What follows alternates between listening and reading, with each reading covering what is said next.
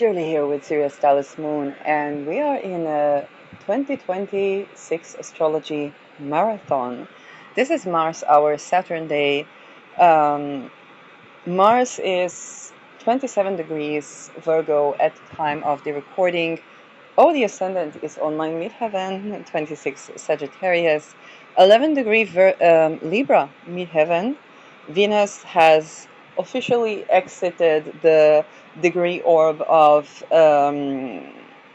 almost exited the degree orb of squaring Saturn and Neptune.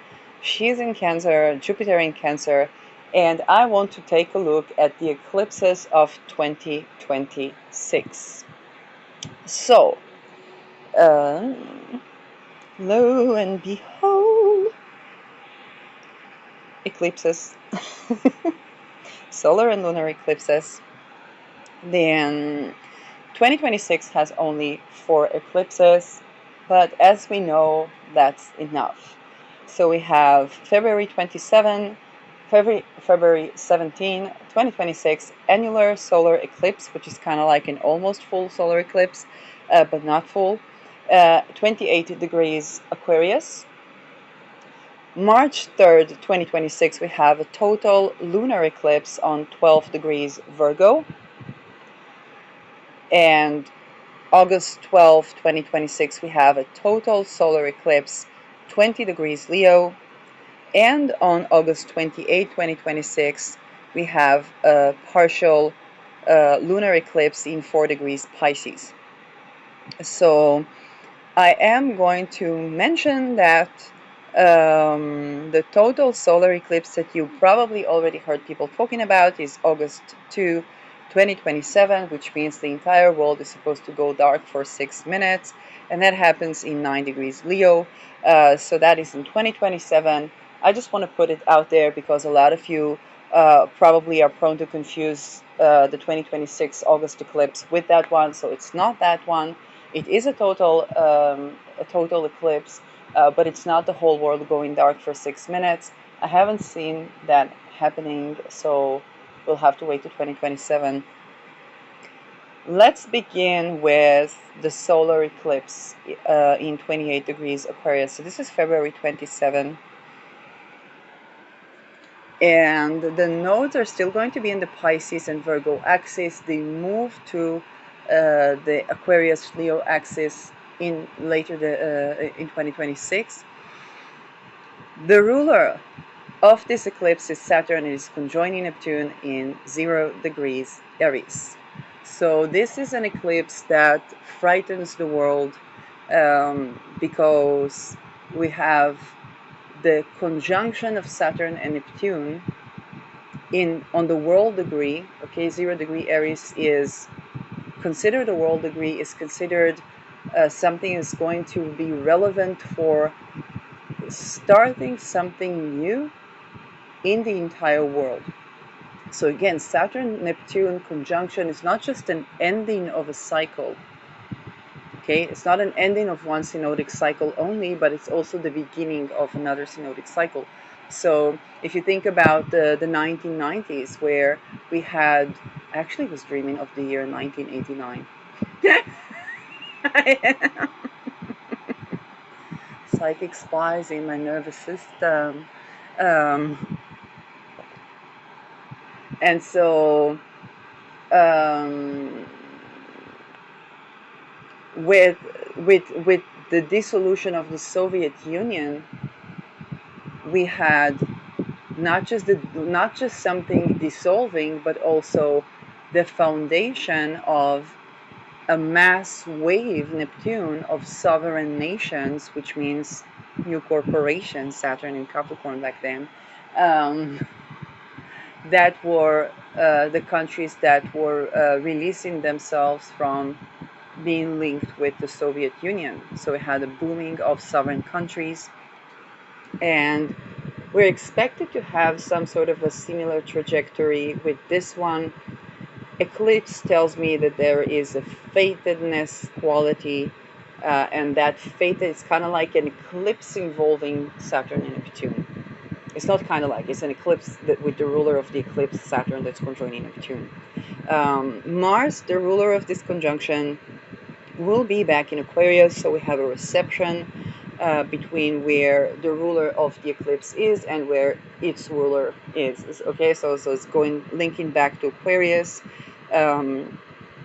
Regarding this phase of Aquarius, so this decan of Aquarius, if I derive from Austin's 36 phases and the people that have elaborated on that last 10 degrees of Aquarius, has to do with, but they get both on that and on the lunar mention, and conjoin that information, then this is a decan that has to do with experimentation and human experiments.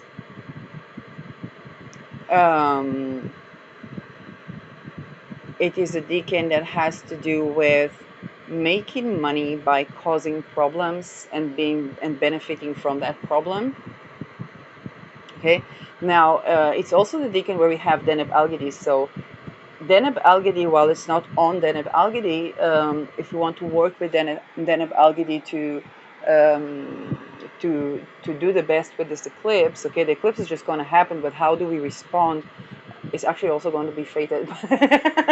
But the little choice that we have, we can go to Deneb Algedi. Deneb Algedi is the Robinhood fixed star. Now, and so this is where, for example, giving honor to people like Christopher Warnock that works with Deneb Algedi, or Caitlin Kopov that took the stars to the butter and the lip glosses, okay, and completely innovated on traditional astrological magic, then they would mention Deneb Algedi as the good cop. It's kind of like, hey, you want to keep the rules, and you will be benefiting from that. It's not about, to quote Caitlin Kopok, it's not about, Deneb Algedi doesn't care if you jaywalk. It cares about the real things, okay, the actual rules that we need to honor and respect. And this is when I was reading kind of my teachers. But when I was practicing, it was during COVID. I was moving from Israel to Netherlands seeking a shelter, because I was in between houses and I needed a place to stay. I wasn't going to succumb to the pressure of going to another state where I would not feel safe, or to succumb to pressure regarding business. Okay, that's basically what it was. And at the same time, I was working on my own business, but it was Rahu in my fourth house, which doesn't denote so much of career, and yet the ruler has to do with business because it's in my second. And as I was working with Deneb Algedi, I authentically recognized that I do not have it in me to give to others right now. I do not have it in me to give, usually if you think about the difference between right now when I'm almost compelled to record podcast after podcast, and I just enjoy the fact that I can do that. Okay, it's kind of like just the sheer joy of doing that. I'm doing that to myself first and putting it out there. That was the exact opposite position where I felt I don't feel like giving to humanity right now. And what would follow is that I would be in a certain shelter, then they had food, and then they stopped providing the food. And so I began to learn, using Deneb Algedi, where and how to steal food, still look very amiable and sociable, because in a way that would still be very safe for me. Okay? And so the things that we had clothes there, but the things that I needed to steal was actually gloves, because there weren't enough gloves. And I was doing a channeling experiment, and indeed, by the way, for those who ask where from, it was Albertheim. And so not to steal from people, of course. And there was the use of the third, kind of like kind of like, I don't know, the third phase. Okay, so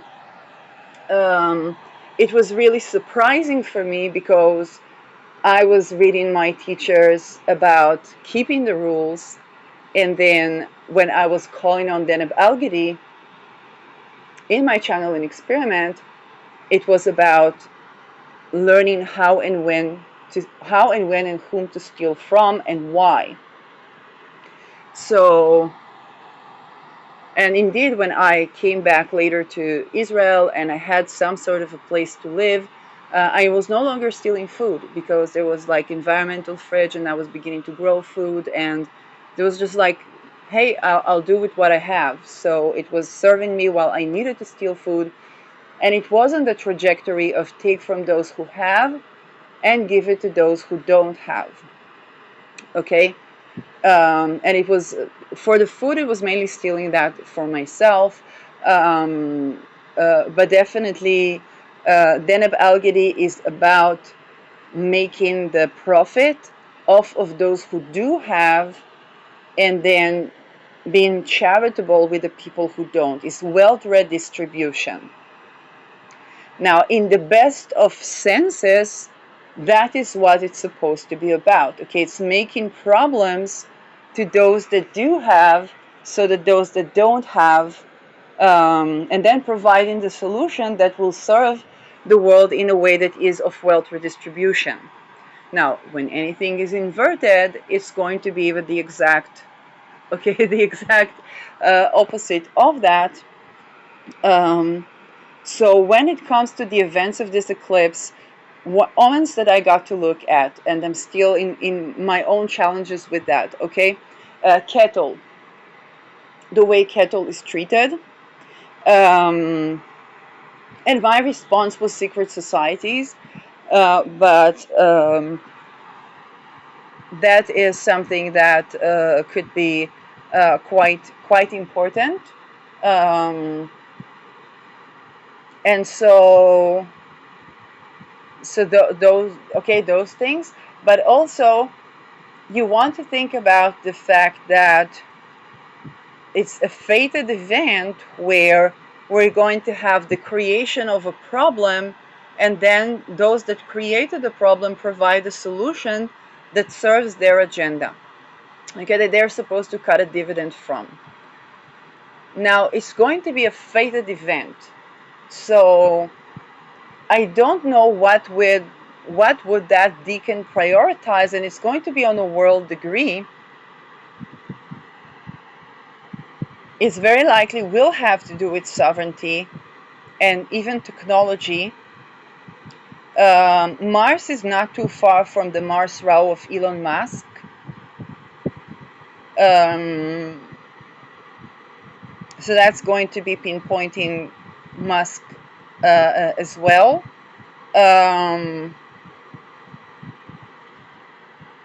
Also, people that have prominent placements in the middle phase, kind of 16, 17 degrees Aquarius. The case of Cassandra, I've been looking at the case of Cassandra, has been coming up. I don't know if that will be again the case, but there might be something to do with that.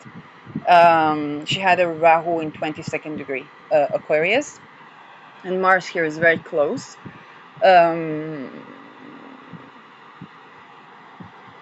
More things to say about this. Jupiter is still ruling Rahu. It is in Cancer. Moon again in Aquarius, because that's the eclipse. It's an annular solar eclipse, not a total one, but oh boy, it is as scary as a total one because of the Saturn Neptune on the world degree.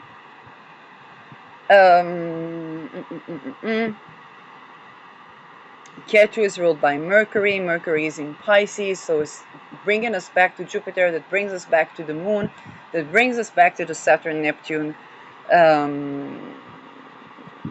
Big technology, but again, the focus is going to be on the fact that either we're going to have a Robinhood activity, or we're going to have something that is antithetical to that. At any case, the topic of wealth redistribution would be paramount. And the wealth here is also sovereignty, and it's the connection of sovereignty to the nervous system and technology. Okay, in the many ways that it can bring about. That's what I have to say about this eclipse. February 17, 2026, very important, very big eclipse, world degree eclipse. It's not a total solar eclipse, but again, you always have to look at the chart of the eclipse. Of course, my colleagues are probably going to go into the fixed stars and the details and the many things that shed another light on that.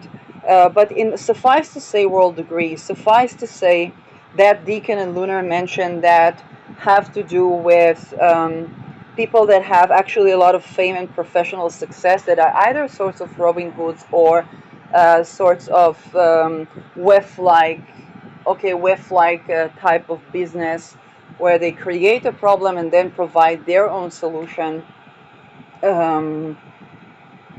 Jupiter tells me national interests, fertility, belief systems might be very involved in the situation. We might see the economy behind. There might be even Robin Hood activity around the sovereignty in the face of the national unit.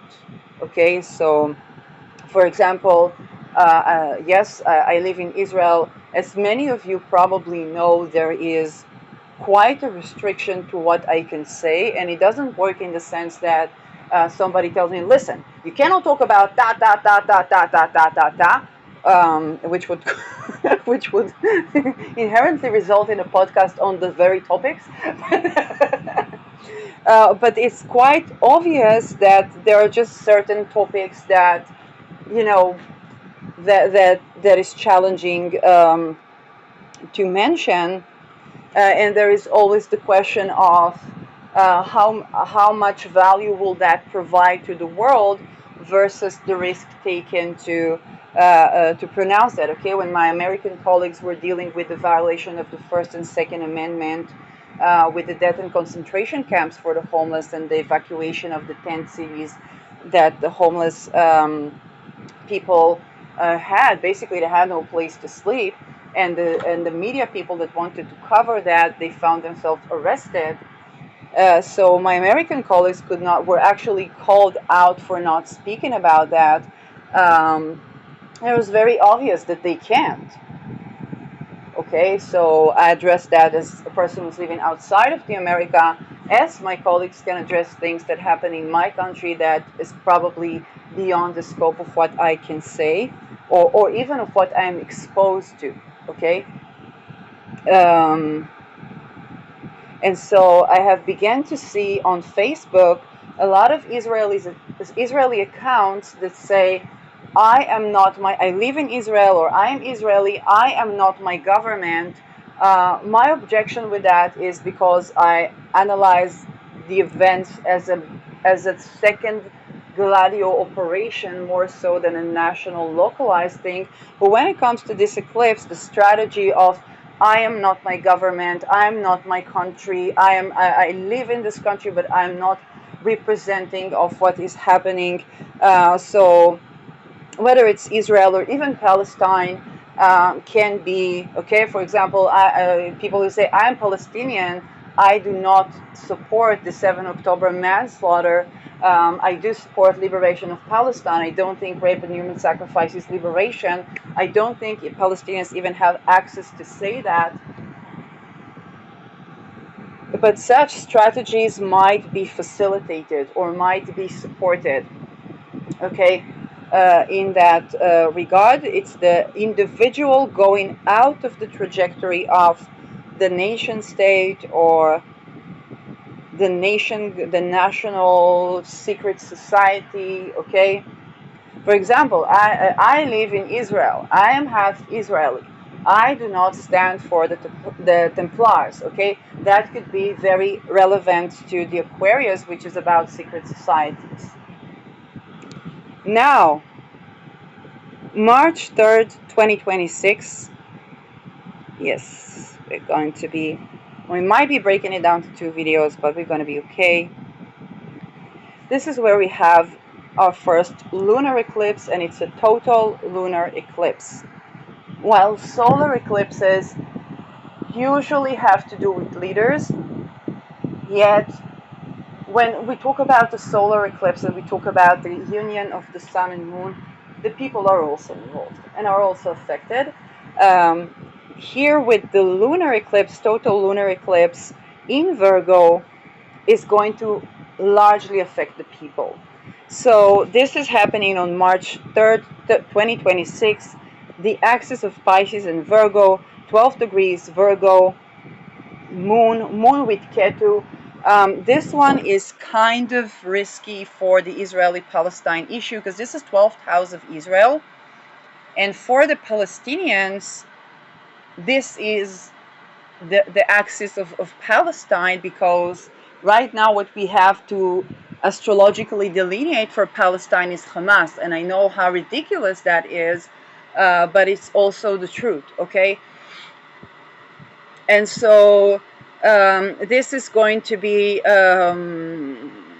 yes, with Mercury, Rahu, it can be the signification of progress in acknowledging a Palestinian state. Unfortunately, history tells us a story where those type of acknowledgements, you know, if you think about the Israeli state, we can't ignore the Holocaust's role in the global recognition that the Jews need a country. However many attempts there were made to kind of say, well, it was before that, and the Zionists actually put Jews back in the death camps when they arrived to the Zionist settlements before, you know, in the 1930s. And, you know, all of these things are true, and yet we can't ignore the fact that it was a humongous amount of slaughtered Jews that were documented that contributed to the countries no longer being able to not say yes to an Israeli country. And this is what my concern is about the lunar eclipse on March 2026 is, yes, it's probably about Israel purging a hidden enemy, which is Palestine, but the ruler is with Rahu, so it's basically going from hidden enemy to public enemy, or publicly acknowledged enemy, which is 6th house. And in that regard, it's also for the people purging a lot of people, okay, or a lot of people going from one place. They have to go through a fated complete transformation on a religious Pisces level.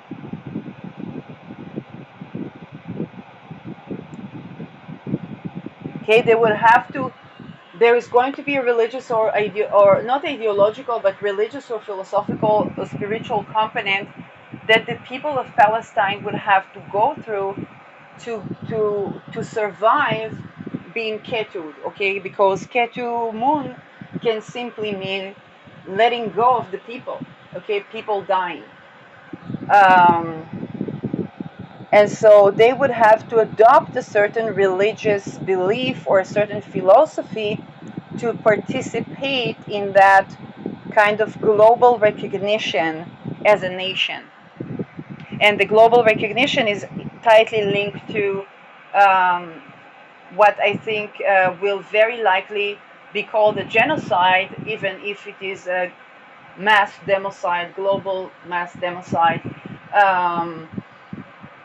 But when it comes to recognitions, probably the trajectory will be alongside the public recognition of a genocide, whether Israelis like it or not. This is a prediction. It's not a value-based statement. And actually, I will disclose that I see it as a mass democide that is coming from something that is global. And MK Ultra is very much involved, and so that is That is what we see. Um, Also, when we see the horrendous ritual sacrifice that was, and the people that said that they would shoot people dead, like in Israel, and say, well, right now they are in a better place. These are people that went through ritual satanic abuse that is associated and linked with MK Ultra in almost a mutually exclusive way. So I say that and disclose that, and yet on a public level, this is also the reason that we will see very likely some sort of genocide being recognized. This is, by the way, one of the omens I got during COVID, that people are going to see that there will be a war, also to do with Iran, and then that Israel will pay shilumim to Palestine. Because that was COVID. It was a completely different trajectory. And again, you never know if it's something that somebody wants to happen or not, or whatnot. And it doesn't necessarily mean that this is what will be, but definitely it was one of the plans. If you ask where did I get that from, I don't know, because I was doing channeling experiment and I wasn't asking who am I channeling, because it wasn't like getting any answers. It was just like receiving information that's kind of like, okay, what is that, and so on. So that's the authentic truth. You can look into those that have the technologies to read like the frequencies, can definitely see that, and they will have more information than me. And by the way, there's a lot of that stuff was involved in psychically attacking me, so I'm like, hey, I deserve shilumim. So full transparency there. And I think that they're going to place it like there was a genocide and put all the blame on Israel, even though it's all MK Ultra, which is why the IDF was completely nullified on 7th of October, at least for half a day, which is, albeit all the warnings of the female watchers, but also many other intelligence people that were annihilated, tagged psychiatrically, and so on. Yes, my scientific contribution is beginning to be very applied. It's my academic work that basically proves what these people, it's basically proof, like I have the condition for the experiment. It would read the frequency and show that what these people were saying was not psychosis. And it's not Einstein level of science. This is like basic information about frequency. And I don't mean that in a spiritual sense, but in actually a very real physical sense, the ability to discern these frequencies and even discern consciousnesses by the patterns. This is basically what AI does. And this is an existing technology. So again, it's not about me. I'm not being an Einstein by just noting what the technology is already able to do for very likely centuries, and and saying the quiet part loud. So yes, very likely they're going to frame it as Israel made a genocide in Gaza. Israel is a couple of corporations like any country, but whatever. And then even though the Israeli-Palestinian Chamber of Commerce exists for I don't know how long, but I was definitely doing apprenticeship there, so we definitely traded with some entity, and that was at least a decade ago. By the way, I worked out because there was some. Also, the women were partaking in sexual discourse. It was jokes and stuff, but I was like, no, that's not healthy environment for me. I needed to step the F out. The person that was the head of that place had at that time recently a movie about him. I don't remember if it was the ex head of the ISIS, I mean the Israeli intelligence thingy, or the Mossad, like one of them. He came to what would be the V50. He came to the One Voice to recruit people for the Israeli-Palestinian Chamber of Commerce, and I was like, yeah, cool, apprenticeship, yay. And then it's kind of like, well, the working environment was really, I wouldn't say toxic because it's an intergenerational thing, but for me it was like I needed something way different. So I just got the fuck about it there. But I'm still very lucky to have had this experience. So what my prediction is that on the basis of acknowledging a supposed Israeli genocide in Gaza or in Palestine, there would be a recognition in a Palestinian country, and Israel would be obligated to pay the shilumim that it needs to charge MK Ultra for. But that's basically what my prediction. But my fear is that there's going to be a lot of people dying, a lot of Palestinian people dying in the process, and that is it's kind of like, you know, that there were enough losses to the people, and my prediction is that this is an eclipse that's going to symbolize. It's kind of like if they don't adapt to the Mockingbird religious campaign, then because they're going to try to base they're trying to do in Israel. Okay, this is very simple. They're trying to do in Israel, but this is not a declaration of independence. You know, Uranus and Beta per se. It's not a declaration of independence that I would want to see for Palestine, but that's something that's very likely going to continue on happening. And again, what the opportunity of Israel is to talk about MK Ultra. Okay, the opportunity of Israel is to litigate for shilumim from the WHO over what happened in Pfizer years. Okay, it's like if people only got out of the Bibism or Raklo Bibism, okay, it's just only not Bibi or Bibi, okay, if they only stop talking about Bibi and start talking about the actual thing, but then they would have to deal with the fact that it's their brothers, their sisters, their mothers, their bosses, their landlords that are with the Templars. And that's a conversation for a Pluto in Aquarius. Yes, I need to recharge my phone and keep it beat shootable, so I'm going to do the next eclipses in another episode.